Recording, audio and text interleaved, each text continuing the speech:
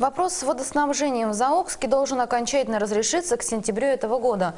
С жалобой на воду ненадлежащего качества, поставляемую с перебоями, одна из жительниц поселка обратилась к заместителю полномочного представителя президента в Центральном федеральном округе Мурату Зязикову, который сегодня находится с рабочим визитом в Туле. По информации профильного областного министерства, финансирование всех необходимых работ определено.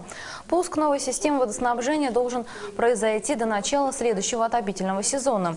Также жители просили заместителя полпреда посодействовать в вопросах ремонта дороги, газификации и переселения из аварийного жилья.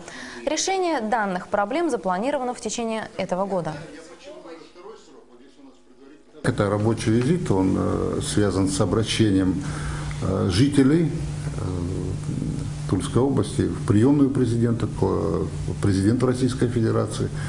У них такое право есть, как и у любого гражданина.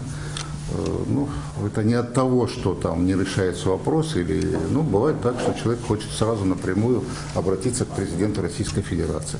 У нас нет в Тульской области вопроса, которые как бы зависли, которые, значит, региональная власть там сроки изменила или там не решила. В этом плане, конечно, очень многое делается.